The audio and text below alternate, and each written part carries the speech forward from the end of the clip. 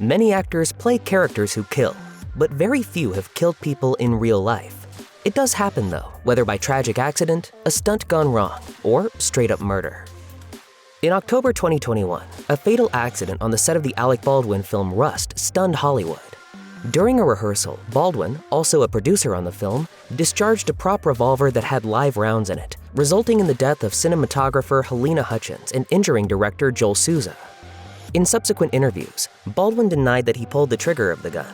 However, a forensic investigation found that the actor must have in order for the gun to go off. He also stated that he was informed the gun didn't have live rounds, so he couldn't have been aware of the danger. A live round is not supposed to be anywhere near the set. In March 2024, armorer Hannah Gutierrez-Reed was found guilty of involuntary manslaughter for failing to check the ammunition in the gun and permitting live rounds on the set. You were the armorer, the one that stood between a safe weapon and a weapon that could kill someone. Baldwin was also charged with involuntary manslaughter for the incident. Speaking about the incident to ABC News in December 2021, Baldwin claimed he met with Hutchins' widower, Matthew, and their son. The actor broke down in tears during the interview. This boy doesn't have a mother anymore. I told him, I said, I don't know what to say. I don't know how to convey to you how sorry I am. In 1986, Matthew Broderick was riding a wave of popularity off the release of the high school comedy classic Ferris Bueller's Day Off. In 1987, however, tragedy struck while he was on holiday with his then-girlfriend Jennifer Grey, who played Ferris's sister Jeannie in the movie. The couple headed to Northern Ireland and rented a BMW to get around. On August 5th, their car was involved in a head-on collision with a Volvo carrying Anna Gallagher and her mother, Margaret Doherty. Both women died following the crash. I was putting a cassette in the cassette player at the time, and I heard the scream and I looked up. Speaking about the incident to Entertainment Tonight in 2022, Grey said, "I was the sole living witness because Matthew was unconscious and had amnesia and was very badly injured. I thought he was dead. I didn't even know there were 2 other women who were tragically killed at the time. It's just something that you just don't come back from in the same way." Broderick was charged with careless driving and received a $175 fine. He claimed to be traumatized by the accident and its consequences. Brandy Norwood established herself in the 1990s, selling more than 6 million copies of her 1994 debut album while establishing herself as a TV and movie star. Sitcom fans recognize her from her role as Moesha Mitchell in Moesha, while horror aficionados remember her turn as Carla Wilson in I Still Know What You Did Last Summer. But in December 2006, Norwood found herself in a real-life horror scenario on a Los Angeles freeway. Traveling in her car, Norwood hit the back of a Toyota, setting off a multiple vehicle accident. A day later, Awatef Abudahaj, who was driving the Toyota, died from her injuries. An investigation was conducted, but no charges were filed against Norwood by the city. In 2012, Norwood opened up about the accident and how people branded her after it occurred. "I didn't wake up that day to be involved in a fatal car crash. I didn't plan for that, and if I could take it back, I would." Ryan Grantham landed a small but pivotal role in Riverdale Season 4 as Jeffrey Augustine, the driver who kills Archie Andrews' father. The role would be one of the actor's last gigs. In March 2020, Grantham shot his mother, Barbara Waite, in the back of the head as she played the piano in their home in the Canadian town of Squamish. The actor subsequently recorded an on-camera confession. According to prosecutors, Grantham got in his car intending to kill Prime Minister Justin Trudeau, among others, but he turned himself in. He reportedly killed his mother so she wouldn't have to face the consequences of the violence he planned.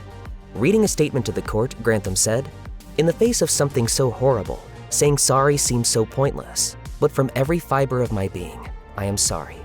In September 2022, Grantham was sentenced to life in prison for his crime. Amy Locane appeared in a number of high-profile productions in the 90s, including John Waters' Crybaby, Airheads, and Melrose Place.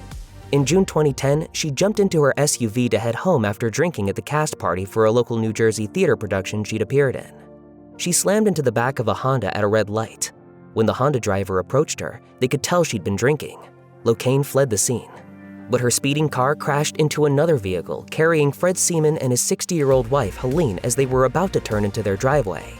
Helene died, while her husband was badly injured. The police investigation determined that Locane had been 3 times over the legal alcohol limit at the time of the crash. In November 2012, Locane was sentenced to 3 years in prison for second-degree vehicular manslaughter and assault by automobile. While the minimum sentence for the offense was 5 years, Locane received a lighter sentence due to being a first-time offender and citing concern for her child's well-being. She served time in prison before being released on parole in June 2015.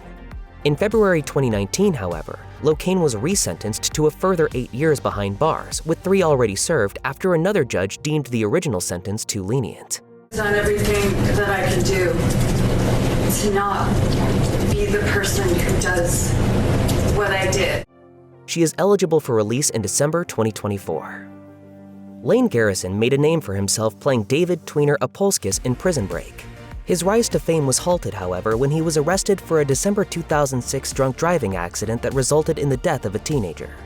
Reportedly, Garrison met 3 teenagers, 2 15-year-old girls and a 17-year-old boy, Vahan Setian, at a store and offered to give them a lift to a party in his Land Rover. But on the way, he crashed his vehicle into a tree, killing Setian and injuring the other passengers. According to the police report, Garrison, who was 26 years old at the time, had both cocaine and alcohol in his bloodstream. The actor pleaded guilty to vehicular manslaughter, driving under the influence, and giving alcohol to an underage minor. In October 2007, Garrison was sentenced to 3 years and 4 months behind bars in order to pay approximately $300,000 in restitution. In April 2009, Garrison was released from prison on parole. He would go back to working in the entertainment industry, appearing on Yellowstone, Mayor of Kingstown, and in the miniseries Bonnie and Clyde. Before becoming a celebrated actor and director, Charles S. Dutton served almost 10 years in prison. In an interview with the Los Angeles Times, he revealed that he grew up in a rough neighborhood in Baltimore where it wasn't uncommon for people to land in jail. Dutton found himself behind bars after a knife fight resulted in a man's death. Dutton said, "My manslaughter conviction came from a fight with a guy who stabbed me 7 times. I wrestled the knife from him and killed him. Got 18 months. Then got 3 years for possession of a weapon and another 8 years tacked on for a fight with a guard. While in prison, another inmate stabbed him in the neck, sending him to the hospital for 2 months. There and then, Dutton made a promise to himself to change his life. After completing a community college degree while inside, he applied for a drama scholarship at Yale University once he was paroled. From there, his career and life took off in a much better direction, with films and TV shows like Alien 3, A Time to Kill, Rock, and Without a Trace to his name. In a bizarre accident on the set of 1994's The Crow, Brandon Lee died after a stunt went horribly wrong. The scene called for Lee to enter a room with a grocery bag. Michael Massee's character, Fun Boy, would then unload on him from a distance with his .44 caliber gun. At the same time, Lee would detonate a device hidden in the bag to amplify the effect, then fall to the ground. Everything appeared to go according to plan, but once the scene ended, Lee didn't get up. Only then did the crew notice he was bleeding. An ambulance rushed Lee to the hospital where he later died. The tragedy happened because the prop gun was improperly loaded. The broken metal tip of a dummy bullet fired out of the chamber and pierced Lee's body.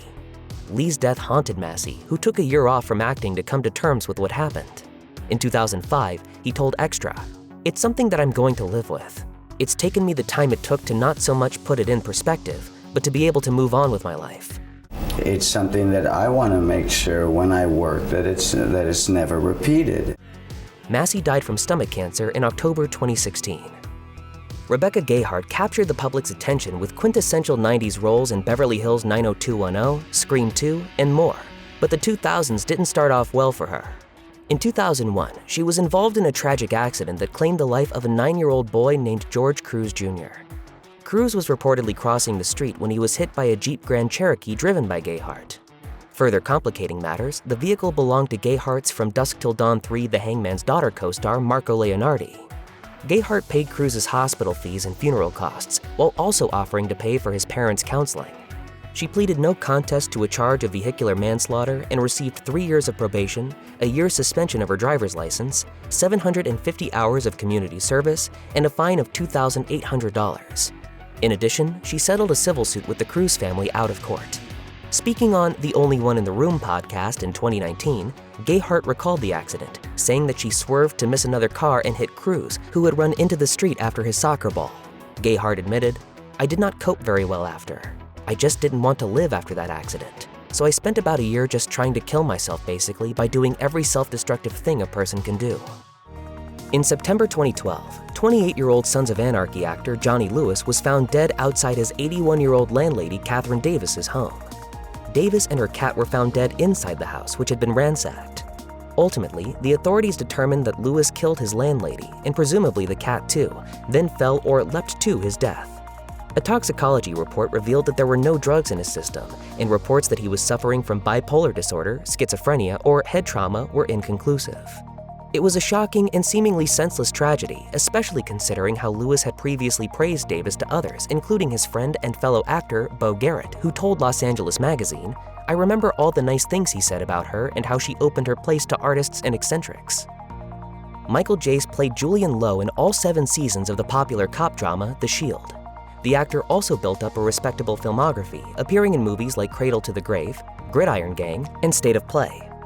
However, his acting career ended in May 2014 after he shot and killed his wife, April, in front of their 2 young children. According to prosecutors, April told Jace she wanted a divorce earlier in that day. Upset and suspecting she was dating someone else, Jace shot her. The actor told detectives that he didn't want to kill her, but that events had escalated, telling NBC Los Angeles, "I was just angry. All I intended to do was shoot her in the leg, and then I shot her in the leg, and that was it." Didn't commit first-degree murder. There was no premeditated anything. Jace admitted that he planned to turn the gun on himself after killing his wife, but didn't go through with it. Instead, he phoned the police and confessed to his actions once the detectives arrived. Jace was sentenced to 40 years for second-degree murder. He issued an apology to his wife's family.